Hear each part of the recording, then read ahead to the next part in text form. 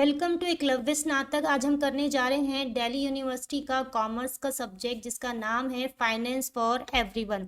हम कर रहे हैं यूनिट 3 का लेसन 1। यूनिट 1 और 2 हम पहले कर चुके हैं। तो यूनिट 3 का जो लेसन 1 है उसका नाम है financial services from India post. शुरू करते हैं। ये आपकी 5 यूनिट हैं जिसमें से आपका फर्स्ट और सेकेंड यूनिट डन हो चुका है। अब चल रही है यूनिट 3। ठीक है। अगर आप चाहते हैं कि इस चैप्टर का पीडीएफ आपको मिल जाए तो जल्दी से जाकर टेलीग्राम पर एकलव्य स्नातक 1 को जाकर ज्वाइन कर सकते हैं। अगर आपको फैक्ट्स जानने का बेहद शौक है तो जल्दी से हमारे नए चैनल फैक्ट्स विद भारत के साथ आप जुड़ सकते हैं। आपको यहाँ पर सारा का सारा यूजफुल कंटेंट मिल जाएगा। चलिए शुरू करते हैं। सबसे पहले हम इंट्रोडक्शन देखते हैं। देखिए क्या होता है कि हर कोई आजकल बहुत ही डीपली डिस्कस करता है। किसके बारे में? बेनिफिट्स ऑफ सेविंग के बारे में डीपली डिस्कस किया जाता है हमारी सोसाइटी में।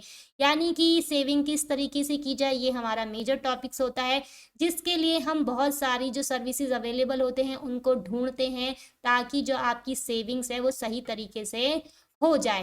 पोस्ट ऑफिस जो होता है उसमें से एक बेहतरीन ऑप्शन माना जा सकता है। जो डिपार्टमेंट ऑफ पोस्ट हैं उनमें जो नेटवर्क है वो कितना बड़ा नेटवर्क है, उसमें 1,50,000 पोस्ट ऑफिसेज मौजूद हैं जो कि दुनिया का, वर्ल्ड का सबसे बड़ा पोस्टल नेटवर्क है। देखिए 9 जो डिफरेंट तरीके की जो 9 सेविंग्स प्लान्स होते हैं वो ऑफर्ड किए जाते हैं पोस्ट ऑफिस के जरिए। यानी कि जो पोस्ट ऑफिस है 9 तरीके के डिफरेंट सेविंग स्कीम ऑफर करता है अपने कंज्यूमर्स को, जिसके अंदर बहुत सारे बेनिफिट्स होते हैं, जिसमें आप हाई इंटरेस्ट ले सकते हैं, टैक्स प्लानिंग कर सकते हैं। कोई भी इंसान जब अपने पर्सनल फाइनेंस को हैंडल करना चाहता है तो वो पोस्ट ऑफिस की सेविंग स्कीम्स के पास जा सकता है। नेक्स्ट आप देखिए, जब हम किसी चीज़ में अपना इन्वेस्टमेंट लाते हैं या हम पैसा इन्वेस्ट करते हैं तो उसमें कुछ फैक्टर्स होते हैं। यानी कि जब आप इन्वेस्ट कर रहे हैं तो ऐसे क्या क्या पॉइंट्स आते हैं जो कंसीडर कर किए जाते हैं। तो उसमें नंबर 1 पे आता है एलिजिबिलिटी। यानी कि जो आपकी योग्यता है, जो एलिजिबिलिटी है वो क्या होनी चाहिए। इसके लिए सबसे पहले हम एक एग्जाम्पल को ले लेते हैं। मान लीजिए एक विकास हैं जो गवर्नमेंट जॉब से क्या हुए हैं, रिटायर होने वाले हैं, और उनकी जो बेटी है माला वो फ्रेश ग्रेजुएट है जो जल्द ही नौकरी ज्वाइन करने वाली है। अब आप समझिए कि ये दोनों सोच रहे हैं कि भाई हम कहाँ इन्वेस्ट करें। तो आप क्या सोचते हैं कि भाई जो इनकी नीड्स हैं और जो उनकी उम्मीदें हैं, जो उनकी एक्सपेक्टेशन है, क्या वो सेम होंगी? नहीं, बिल्कुल भी नहीं। क्योंकि एक इंसान रिटायर हो रहा है और एक इंसान अपनी नई नई इन्वेस्टमेंट मेथड को ढूंढ रहा है। जिसका रिटायरमेंट होने वाला है वो ज़्यादा चिंतित होगा बेटर देन उस बेटी के। तो वो चाहेगा कि भाई उसकी बुढ़ापे की जो कमाई है वो जल्दी से ठीक से सही तरीके से इन्वेस्ट हो जाए, वो ज़्यादा कंसर्न दिखेगा। यानी कि जो आपकी एज है वो भी एक तरह से इफेक्ट करती है इन्वेस्टमेंट पर्पस को। ये क्या करता है, देखिए जब आप इन्वेस्ट करते हैं तो उसमें जो मेन फैक्टर निकल कर आता है वो होता है नीड्स, कि आपकी जो आवश्यकताएं हैं वो कब कैसी हैं और आप उससे क्या चाहते हैं, क्या आपकी एक्सपेक्टेशन है जो आपको बढ़ोतरी देती है, जो आपका नेतृत्व करती है सेविंग स्कीम के लिए। यानी कि आपकी जो इच्छाएं हैं, आपकी जो उम्मीदें हैं, आपकी जो ज़रूरतें हैं, वो सब मिला के आपको बताएंगी कि आपके लिए कौन सी स्कीम बेस्ट है। ठीक है। जो आपका फंडामेंटल जो हमारा क्वेश्चन निकल कर आता है कि भाई क्या मैं इस स्कीम के लिए एलिजिबल हूँ, यानी कि आपकी एज, आपकी आवश्यकताएं, आपका सर्विस का जो रिटायरमेंट, सब के सब आपके इन्वेस्टमेंट पर्पस को इफेक्ट करते हैं। अब जो एज और जेंडर है वो भी एक फैक्टर होता है आपके इन्वेस्टमेंट को इफेक्ट करने के लिए। आपकी एज कितनी है और आपका जेंडर क्या है, ठीक है, ये डिटरमाइन करते हैं कि आप एलिजिबल हैं या नहीं स्कीम में जाने के लिए। नेक्स्ट आपका आता है रेट ऑफ इंटरेस्ट, जो कि मोस्ट इम्पॉर्टेंट फैक्टर है। जब आप अपना सेविंग किसी में डालते हैं, किसी पोस्ट ऑफिस में जाएंगे तो आप ये देखेंगे कि आपको ज़्यादा से ज़्यादा इंटरेस्ट मिले। इस हिसाब से जो सेविंग, जो पोस्ट ऑफिस सेविंग की जो स्कीम है थोड़ी डिफर होती है दूसरी ज़्यादा स्कीमों से। इसका जो मेन इम्पॉर्टेंट फैक्टर होता है, जो इसका इंटरेस्ट होता है वो पीरियडिकली होता है, यानी कि रिपीट होता रहता है। ठीक है, हम ये जानते हैं कि भाई हमें हमें इतना तो पता ही होगा, जो कंपाउंडिंग इंटरेस्ट होता है वो क्या होता है। आप जानते हैं कि जो कंपाउंडिंग इंटरेस्ट होता है वो ब्याज पर ब्याज मिलना होता है। ठीक है, जो जो क्या करता है, जो हमारी इन्वेस्टमेंट को ग्रोथ करता है, ज़्यादा इन्वेस्ट करते हैं तो ज़्यादा रिटर्न मिलता है अगर हमें कंपाउंड इंटरेस्ट मिलता है। यानी कि जो पोस्ट ऑफिस की जो स्कीमें होती हैं वो थोड़ी सी डिफरेंट होती है, जिसमें पीरियोडिसिटी इंटरेस्ट होता है, जिसमें आप कंपाउंड इंटरेस्ट लेते हैं और जो आपकी इन्वेस्टमेंट में हेल्प करता है ज़्यादा रिटर्न मिलने में। और आप जानते हैं कि कंपाउंडिंग मीन्स का होता है अर्निंग इंटरेस्ट ओवर इंटरेस्ट, यानी कि ब्याज के ऊपर ब्याज कमाना। नेक्स्ट है मेच्योरिटी। मेच्योरिटी का यहाँ पर मतलब होता है कि जब आप किसी पैसे को कुछ समय के लिए, यानी कुछ निश्चित समय के लिए, पर्टिकुलर पीरियड के लिए जमा करते हैं। यानी कि आपने 10 साल तक की एक स्कीम ली और आपने उसको पर्टिकुलर टाइम पीरियड के लिए इन्वेस्टमेंट किया, तो जब वो पूरे 10 साल होंगे तो उसको बोलते हैं मैच्योर होना। यानी कि आपकी जो इन्वेस्टमेंट है वो मैच्योर हो चुकी है। यानी कि जैसे एक बच्चा 18 साल के बाद वोट डालने लायक हो जाता है, इसके बाद जैसे आपकी जो इन्वेस्टमेंट है एक निश्चित अवधि के बाद आप उसको क्या कर लेंगे, विड्रॉ कर लेंगे। मैच्योरिटी भी जो होती है वो मेन मेन का वो होती है, फैक्टर होती है आपके इन्वेस्टमेंट को लेके, क्योंकि कोई चीज़ आपको 10 साल बाद चाहिए तो कोई आपको रिटर्न 5 साल बाद ही चाहिए, तो ये भी आप कंसिडर करके चलेंगे। अब देखिए, ये जो इम्पोर्टेंट है इसमें आपको ये पता होना चाहिए कि भाई जो आपकी जो पॉलिसी है या जो आपकी स्कीम है वो कितना टाइम लेगी, ताकि आप अपने खर्चों को और अपनी सेविंग्स को सही तरीके से यूटिलाइज कर ले। जब आपको पता है कि आपको किसी स्कीम में 10 साल, 15 साल या 20 साल इन्वेस्ट करना है, तो उससे आपको क्या होगा, आप अपने खर्चे और अपनी सेविंग्स को सही तरीके से मैनेज कर पाएंगे। यानी कि आपको पता होनी चाहिए कि मैच्योरिटी का मतलब क्या होता है और वो कितने दिन बाद, कितने साल बाद मैच्योर होगी, और मैच्योरिटी के बाद ही आप अपना पैसा निकाल सकते हैं। ठीक है, नेक्स्ट आता है आपका टैक्स ट्रीटमेंट। देखिए क्या होता है कि जो कुछ सर्टेन अमाउंट होता है वो इनकम टैक्स से एग्जेम्प्ट होता है, या फिर आप उस पर डिडक्ट कर सकते हैं, टैक्स बचा सकते हैं। या तो वो बिल्कुल टैक्स फ्री होगी स्कीम, या फिर उसमें आपको कुछ कंसेशन टैक्स फ्री मिल जाएगा। इसको आप क्या कह सकते हैं, रिबेट इन कम टैक्स। ठीक है, अब अदर फैक्टर्स में क्या आता है, अदर फैक्टर्स में आता है कई बार क्या होता है, आपको जो स्कीम है वो जल्दी क्लोज करनी पड़ जाती है, आपको पैसे की ज़रूरत हो जाती है, तो कुछ स्कीमें ऐसी होती हैं कि बीच में आप पैसा नहीं निकाल सकते, आपका पैसा अटक जाता है, तो आपको चाहे आपने 2 लाख भरे लेकिन मिलेगा आपको 10 साल बाद ही। तो कुछ कंडीशन ऐसी भी होती है जैसे प्री मेच्योर क्लोजर, यानी कि आपको वक्त से पहले अगर पैसा निकालना है, ऐसी सुविधा उस पॉलिसी में है या नहीं है, स्कीम में है या नहीं है, या आप कितना मिनिमम या मैक्सिमम अमाउंट उसके अंदर इन्वेस्ट करना चाहते हैं। और कुछ ऐसी अदर फैसिलिटीज़ भी होती हैं जो आपकी स्कीम को इफेक्ट करती हैं। नेक्स्ट है types of post office saving schemes, यानी कि जो टाइप्स हैं पोस्ट ऑफिस के वो कौन कौन से हैं। सबसे पहला आता है पोस्ट ऑफिस सेविंग्स अकाउंट, यानी कि एसपी। यहाँ पर हम देखेंगे कि जो अकाउंट है वो यूज़ किया जाता है कि फंड सिक्योर, अपने पैसे को सही सलामत रखने के लिए, पैसा निकालने के लिए, डिपॉजिट करने के लिए, या फिर पैसे को इजी तरीके से इधर उधर भेजने के लिए। अगर हम बात करें सिंपल शब्दों में, ये अकाउंट एक तरीके से पैसे को सेव करता है और आपके डे टू डे ट्रांजैक्शन के साथ डील करता है। ये जो अकाउंट है आप 500 रुपये में खोल सकते हैं। अब इसको खोलने के लिए कोई सिंगल अडल्ट भी हो सकता है, 2 अडल्ट भी हो सकते हैं, या फिर कोई छोटे बच्चे का गार्जियन उसके बिहाफ पर ये अकाउंट खोल सकता है। इसके अंदर जो नॉमिनेशन होता है वो ज़रूरी होता है जब आप अकाउंट को खुलवाते हैं। और जो इसका रेट ऑफ इंटरेस्ट होता है वो 4% सालाना होता है। इंटरेस्ट इज क्रेडिटेड, यानी कि जब आपका जो इंटरेस्ट है वो आपके अकाउंट में हो जाएगा, जब आपका फाइनेंशियल ईयर कंप्लीट हो जाता है तब आपका जो इंटरेस्ट है वो क्रेडिट हो जाएगा। आपका नेक्स्ट है 5 year post office recurring deposit account, यानी कि आरडी। देखिए रिकरिंग का मतलब होता है जो चीज़ बार बार रिपीट होती हैं। देखिए आरडी स्कीम जो होती है, जो उसकी जो इरादा होता है वो क्या करता है, जो इंडिविजुअल है, जो इंसान है, उसको सेव रेगुलरली, यानी कि वो डेली रूटीन में बचत करे, उसका ये इरादा होता है आरडी का। और जो आरडी होती है वो आप मिनिमम 100 रुपये में खोल सकते हैं, या फिर 100 के, या फिर जो आपका 10 का मल्टीपल्स होता है उसके अकॉर्डिंग आप अकाउंट खोल सकते हैं। और ये जो जिप डिपॉजिट होता है, ये जो इसका जो इंटरेस्ट होता है वो कंपाउंडेड होता है, यानी कि चक्रवृद्धि ब्याज होता है, लेकिन और जो वो क्या होता है, क्वार्टरली बेसिस होता है, तिमाही होता है, हर 3 महीने पे है। ठीक है, दे जो इसका जो ऑप्शन है ये आपको क्या कर सकते हैं, आप इसको और ज़्यादा एक्सटेंड कर सकते हैं, बढ़ा सकते हैं फर्दर 5 ईयर्स, यानी कि जब आप आरडी में इन्वेस्ट कर रहे हैं तो आप उसका 5 साल और एक्सटेंड कर सकते हैं। जो आपका रिकरिंग डिपॉजिट होता है वो क्या होता है, रिस्क फ्री होता है। रिस्क फ्री क्यों होता है, क्योंकि ये आपका मार्केट में इन्वेस्ट नहीं होता, तो ये पूरी तरह से आपका सिक्योर अमाउंट होता है कि आपको डरने की ज़रूरत नहीं है, जो आपको बताया गया है आपको वही रिटर्न मिलेगा। जो करंट रेट जो इसका चल रहा है वो है 5.8% कंपाउंड क्वार्टरली। ठीक है, जो पोस्ट ऑफिस जो है वो अलाउ करते हैं, एप्लीकेंट को अलाउड करते हैं विदड्रॉ फंड्स, यानी कि वो आपको इजीली विदड्रॉ करते हैं फ्रॉम द अकाउंट ईजी, यानी कि आप आसानी से अपने अमाउंट को निकाल सकते हैं।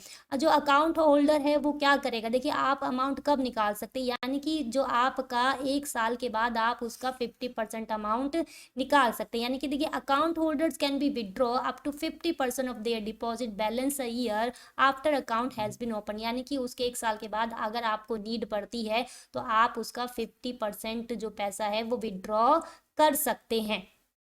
आपका नेक्स्ट आता है पोस्ट ऑफिस टाइम डिपॉजिट, यानी कि टीडी। जो आपका ये डिपॉजिट है, आप सर्टेन अमाउंट्स को क्या करते हैं कि एक निश्चित समय के लिए या निश्चित समय के लिए आप उसको जमा कर देते हैं जब तक कि वो मैच्योर नहीं हो जाता। यानी कि आपको क्या करना है, वहाँ पर आपने सम ऑफ अमाउंट जो है वो दे दिया है एक मैच्योरिटी टाइम तक के लिए। जो इसका जो इंटरेस्ट मिलेगा आपको एनुअली ही मिलेगा, लेकिन जो उसका कैलकुलेशन होगा वो क्वार्टरली होगा। मिनिमम अमाउंट जो चाहिए उसमें 1,000 आपको मिनिमम अमाउंट चाहिए अकाउंट को खोलने के लिए। You can keep term deposit, आप इसको 1 साल का भी कर सकते हैं, 2 साल का भी कर सकते हैं, 3 का भी, या 5 साल का, यानी कि डिपेंड योर चॉइस। आप इस स्कीम में 1, 2, 3 साल जो भी आपका रिक्वायरमेंट है उस तरीके से स्कीम में आप इसको कर सकते हैं। एक जो माइनर बच्चा है, यानी कि जो एक छोटा बच्चा है वो जो 10 साल से वो बड़ा है, वो भी इस स्कीम में इन्वेस्ट कर सकता है। और जो इसका इंटरेस्ट है, जो इसका ब्याज है, वो आपको सालाना मिलेगा। ठीक है, यानी कि यहाँ पर आप अपना टाइम जो टर्म है वो 1 साल तक, 2 साल तक, जो भी आपकी चॉइस है आप दे सकते हैं। यहाँ पर एक 10 साल से ऊपर का बच्चा भी इन्वेस्ट कर सकता है। ये आरडी की तरह जो आपका जो ये अकाउंट होता है, टीडी जो अकाउंट होता है, ये आरडी की तरह क्या होता है, एक्सटेंशेबल होता है। आप इसको एक्सटेंड भी कर सकते हैं according to your choice. Next है post office monthly income scheme, यानी कि MIS। ठीक है, ये देखिए ये जो आपके पास जो पैसा होता है, आप अगर चाहते हैं कि भाई ऐसे ही जगह इन्वेस्ट किया जाए जहां पर आपको मंथली बेसिस पैसा मिल जाए, मंथली एक सैलरी सी मिल जाए, तो आपके लिए मिस जो है वो अच्छा ऑप्शन हो सकता है। ये एक तरीके से आपकी रिक्वायरमेंट को पूरा करेगा अगर आप चाहते हैं कि आपको रेगुलर तरीके से एक इनकम सोर्स मिल जाए। तो इस अकाउंट को खोलने के लिए आप क्या कर सकते हैं, 1,000 से खोल सकते हैं या इसके मल्टीपल से खोल सकते हैं, 1,000, 2,000, ठीक है, जो इससे मल्टीप्लाई हो जाए। दैट मीन्स इसमें आप मैक्सिमम जो इन्वेस्ट कर सकते हैं वो कर सकते हैं 4.5 लाख इन सिंगल अकाउंट, यानी कि अगर आप सिंगल हैं तो आप 4.5 लाख इन्वेस्ट कर सकते हैं। अगर आपने जॉइंट में खोला हुआ है तो आप 9 लाख इन्वेस्ट कर सकते हैं। जो इसका रेट ऑफ इंटरेस्ट है वो है 6.7, अगर आप करंट देखें तो 7.1 आपको गूगल पे दिखेगा, और जो ये आपको पे किया जाएगा वो आपको मंथली किया जाएगा। ठीक है, जो आपका जो पेमेंट इंटरेस्ट है ये क्या होगा, आपके अकॉर्डिंग टू मत, जैसे आपने अपना अकाउंट खोला है और खोलने के 1 महीने के बाद आपका जो इंटरेस्ट है वो माना जाएगा, यानी कि आपको 1 month from the date of opening, जब उसके बाद आपको ये पे होना स्टार्ट हो जाएगा। There is a option premature withdrawal. देखिए जब आप पैसा देते हैं तो ज़रूरी नहीं है सारी कंडीशन आपके साथ हो, कई बार पैसे की ज़रूरत पड़ती है, तो इसमें एक ऐसा ऑप्शन भी है कि आप अपने पैसे को प्री मेच्योर तरीके से, यानी कि वक्त से पहले भी विड्रॉ कर सकते हैं आफ्टर 1 ईयर। ठीक है, 1 ईयर के बाद आप अपने पैसे को सही से निकाल सकते हैं अगर आपकी नीड है तो। अब आता है सीनियर सिटीजन सेविंग स्कीम, यानी कि जो सीनियर सिटीजन की सेविंग स्कीम है वो किस लिए है, देखिए ये एक गवर्नमेंट बैक्ड प्रोग्राम है जो रिटायरमेंट लोगों को बेनिफिट देने के लिए।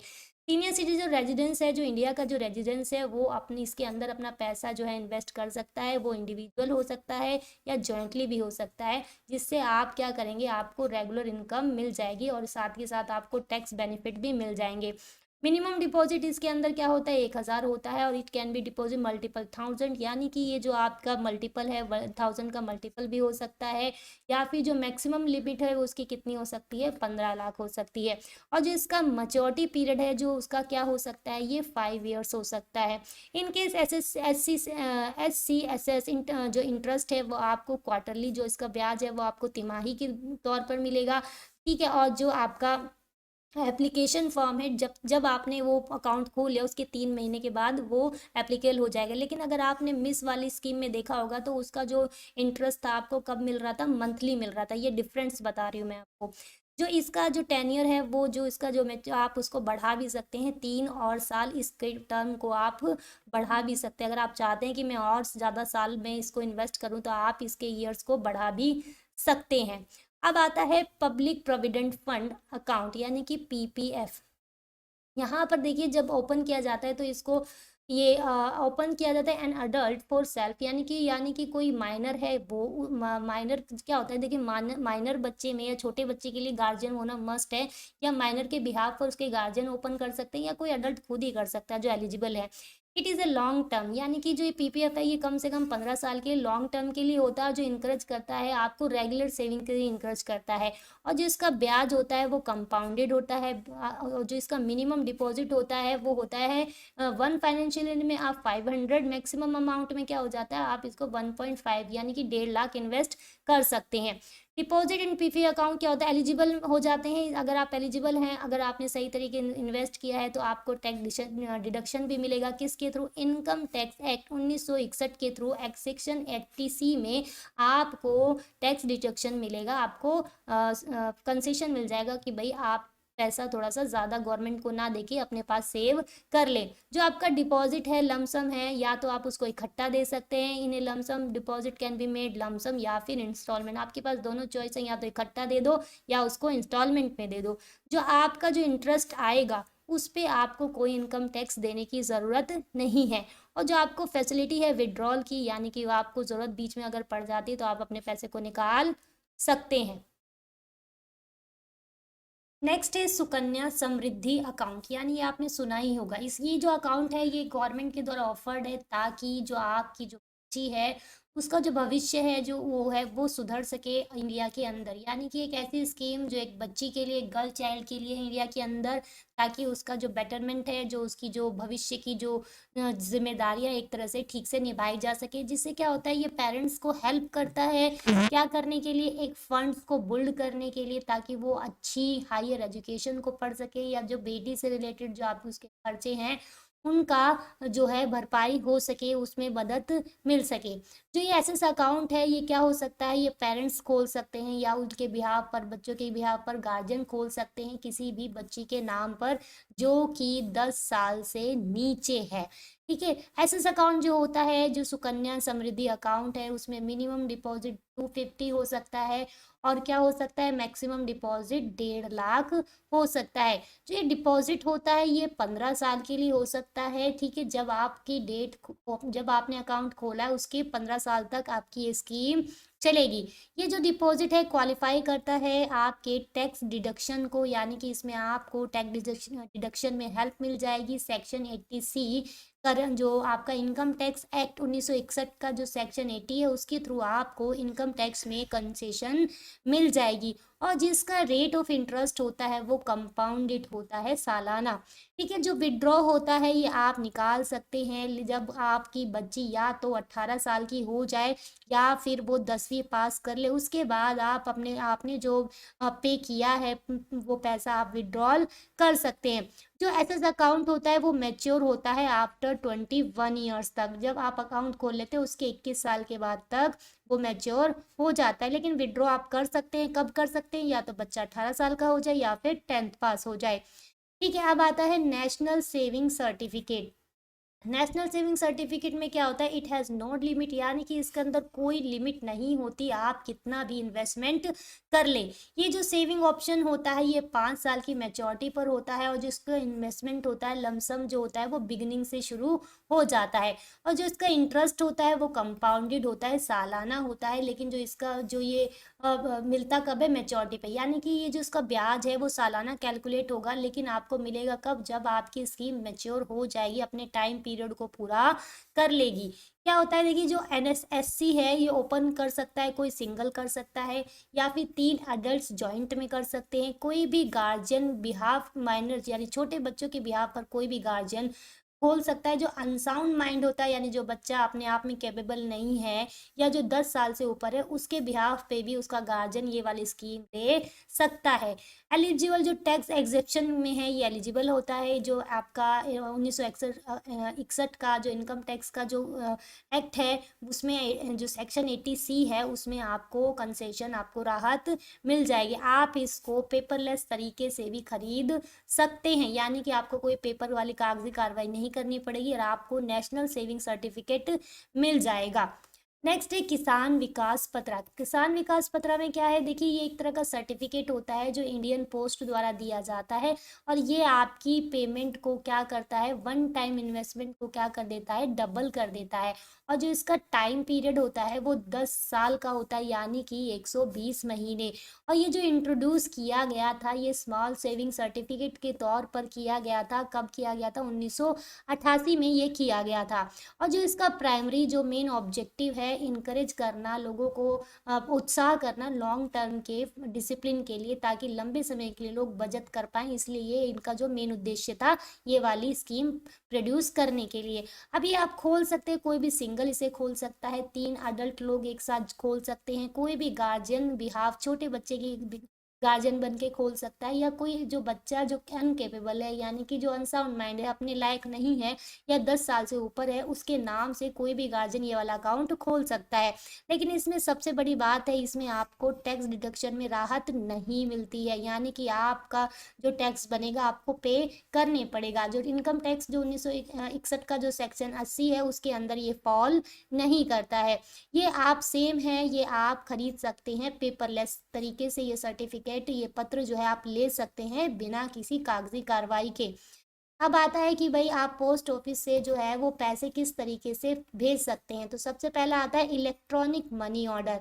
इलेक्ट्रॉनिक मनी ऑर्डर जो होता है वो एक तरह का web based rabbit money transfer होता है, जो आप अपने जो किसी भी इंडिया के अंदर रहते हुए 2 इंडिविजुअल्स एक दूसरे को भेज सकते हैं, यानी कि इंडिया के अंदर ही अवेलेबल है, आउट ऑफ इंडिया अवेलेबल नहीं है। यहाँ पर जो मेन बेसिकली जो आप पैसे भेजते हैं, जो यहाँ पर वर्ड ई है ये इंडिकेट करता है विया इंटरनेट, यानी कि ये जो आपकी धनराशि है ये आपको इंटरनेट के जरिए भेजी जाएगी। ठीक है, जो ये सर्विस है ये कब से ऑफर की जाने लगी, 2008 से ये सर्विस ऑफर की जाने वाली।